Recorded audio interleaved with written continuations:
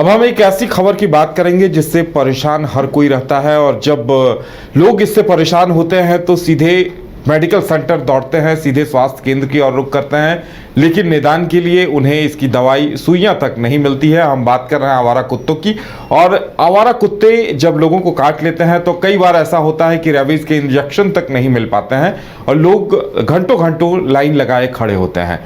और हमारे साथ सौरभ है। सौरभ, देखिए, ये एक बड़ी समस्या है, सालों से इस पर बात होती है लेकिन समाधान नहीं हो पाता है। कई बार नगर निगम प्रशासन गंभीरता से इसे लेता है, फिर वही हाल दिखाई देता है। क्या कुछ अपडेट है आपके सामने?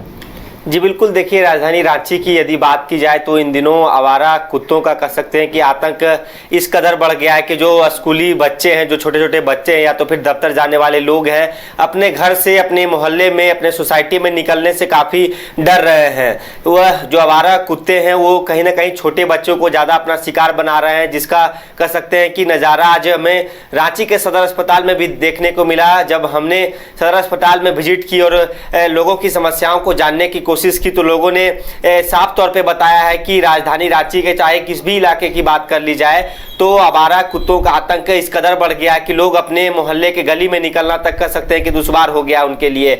अब इसको लेकर रांची सदर अस्पताल में लंबी लाइनें लगी हुई है एंटी रेबीज का इंजेक्शन लेने के लिए। कई ऐसे भी मरीज हैं जिनको पहली बार इंजेक्शन लगवाना है। एंटी रेबीज की यदि बात की जाए तो 4 इंजेक्शन जो डॉग बाइट के तौर पे ली जाती है, तो कोई दूसरे दफ़ा इंजेक्शन लेने के लिए आए हैं। खासकर छोटे बच्चों में काफ़ी डर देखा जा रहा है। यदि रांची की सिर्फ बात की जाए तो रांची सदर अस्पताल में हज़ारों लोगों ने अभी तक कह सकते हैं कि इंजेक्शन ले लिया एंटी रेबीज का। इसके साथ ही निजी अस्पतालों में भी कई लोग इलाज करवा रहे हैं। वहीं कई पिछले 1-2 वर्षों की तुलना में इस वर्ष की बात की जाए तो पिछले 2 वर्षों की तुलना में कह सकते हैं कि जितने जो कह सकते हैं डॉग बाइट के जो मरीज थे, लेकिन इस वर्ष वह मरीजों की संख्या काफी बढ़ गई है। तो ऐसे में कहीं ना कहीं कई सवाल खड़े हो रहे हैं।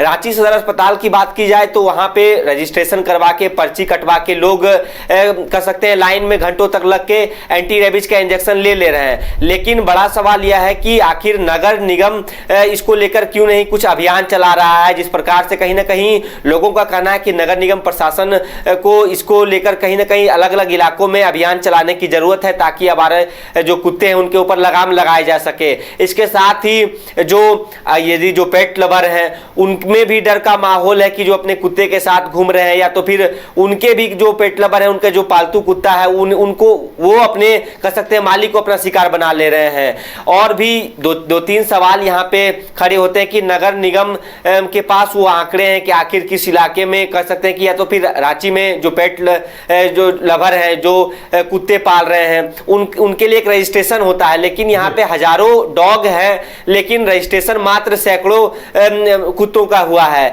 तो इसको लेकर कहीं ना कहीं एक अभियान चलाने की जरूरत है ताकि जो आने वाले दिनों में इस प्रकार की जो शिकार हो रहे हैं, लोग शिकार हो रहे हैं, भयमुक्त होकर सड़कों पे चल सके। तो रांची नगर निगम कब तक कह सकते हैं कि इसको लेकर संज्ञान लेता है, कब तक लोगों को सुरक्षित माहौल दे पाता है, ये काफी अहम माना जा रहा है। और यदि रिम्स की बात की जाए, सदर अस्पताल की बात की जाए तो एंटी रेबीज की कह सकते हैं इंजेक्शन लेने वालों की संख्या दिन पर दिन काफी बढ़ती जा रही है। जी चलिए, मामला काफी गंभीर है और अब देखने वाली बात यह होगी कि अगर निगम की तरफ से, प्रशासन की तरफ से पहल होता है तो असर कब तक दिखाई देगा, ये सबसे अहम है। सौरभ, हमारे साथ जुड़ने के लिए और जानकारी देने के लिए आपका बहुत बहुत धन्यवाद। बिहार झारखंड की तमाम ताजा तरीन खबरों के लिए न्यूज बाय स्कोप को फॉलो करें social media platform YouTube, Facebook, x और व्हाट्सएप पर।